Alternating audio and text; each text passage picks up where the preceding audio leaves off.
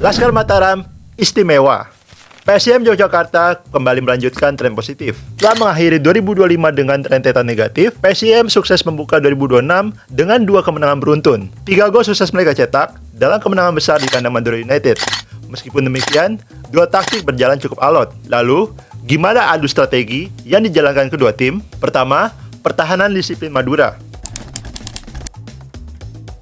Madura datang ke pertandingan ini dengan formasi 5-3-2. Pola tersebut membuat Madura dapat mengimbangi kualitas lini tengah PSIM, khususnya di babak pertama. Tidak hanya itu, keberadaan dua wingback juga membantu Madura dalam aspek bertahan maupun menyerang. Ketika bertahan, Madura melakukan pressing tinggi dengan skema 5-2-1-2 atau 3-4-1-2. Dalam pola ini, ketiga gelandang Madura ditugaskan untuk mengikuti trio lini tengah PSIM. Kedua bek sayap mereka ditugaskan untuk naik dan menekan pemain sayap tim tamu. Alhasil, PSIM pun sempat kesulitan melakukan progres. Baik Cahya Supriyadi maupun kedua bek tengah PSIM dipaksa melakukan umpan-umpan jauh ke depan. Hal ini menyulitkan PSIM karena Madura punya 3 bek tengah berbanding 1 penyerang milik tim tamu. Secara ofensif, formasi 5-3-2 juga membantu Madura dalam melakukan penyerangan. Seperti yang telah disebut, para wingback Madura menjalankan peran yang krusial.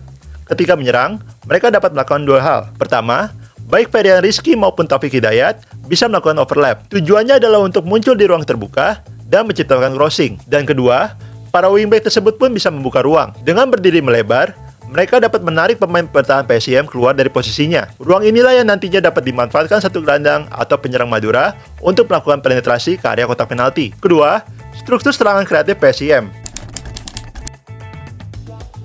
Berbeda dengan tim tuan rumah, Laskar Mataram sendiri hadir dengan skema andalan mereka, 4-2-3-1. Meskipun demikian, formasi ini berubah ketika menyerang. Saat menguasai bola, PSIM menggunakan struktur 3-2-5. Dalam pola ini, terjadi sejumlah rotasi yang dilakukan oleh John Paul van Hassel. Pertama, perbedaan peran kedua bek sayap. Bek kiri PSIM, Dede Sapari, ditugaskan untuk masuk ke bagian dalam untuk beroperasi sejajar bek tengah. Sedangkan di sisi kanan, Raka Cahyana diinstruksikan naik untuk menjaga kelebaran di sayap kanan. Rotasi lain juga dapat kita temukan di lini depan. Mengingat bek kiri ditugaskan untuk turun dan bermain di dalam, maka kelebaran di sisi kiri serangan PSIM diisi oleh Derry Corpe, sang winger. Dan kebaikannya lagi, di sisi kanan, Ezequiel Vidal diminta masuk untuk beroperasi di akses kanan ataupun di tengah. Tidak jarang pula Vidal bisa bergerak sangat dinamis dan bertukar posisi dengan Faris Sasudin yang kadang bergerak keluar. Ketiga, mobilitas dan kualitas.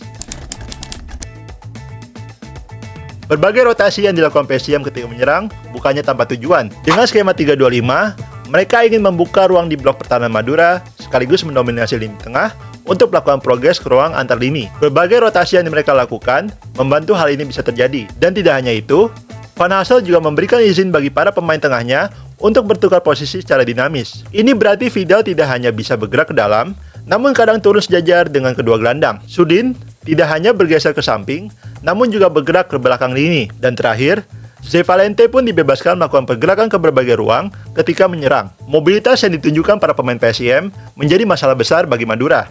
Terlebih, di babak kedua setelah mereka harus bermain dengan 10 orang. Kartu merah yang diperoleh Nurdiansyah di ujung babak pertama membuat PSIM semakin leluasa dalam menyerang. Keunggulan jumlah pemain membuat PSIM semakin mudah untuk melakukan progres melalui ruang antar lini. Terbukti, 2 dari 3 gol yang mereka buat tercipta dalam rentang waktu hanya 5 menit. Penampilan Zé Valente dan Sudin yang istimewa menjadi pembeda bagi pasukan Van Hassel dalam laga ini. Sang kapten asal Portugal sendiri sukses terlibat dalam ketiga gol yang dicetak PSIM dalam pertandingan ini, termasuk 1 assist dari sepak pojok yang ia kirimkan kepada Franco Ramos Minggu. Papan atas, kemenangan ini membawa PSIM naik ke posisi 6 klasemen sementara dan hanya terpaut 1 poin dari Persita Tangerang yang menduduki urutan kelima. Bagaimana menurut kalian? Apakah taktik PSIM bisa bikin mereka awet bersaing di papan atas? Tulis pendapat kalian di kolom komentar di bawah. Jika kalian suka video ini, jangan lupa klik tombol like, subscribe, dan nyalakan lonceng notifikasi agar tidak ketinggalan video terbaru dari The Game Changer.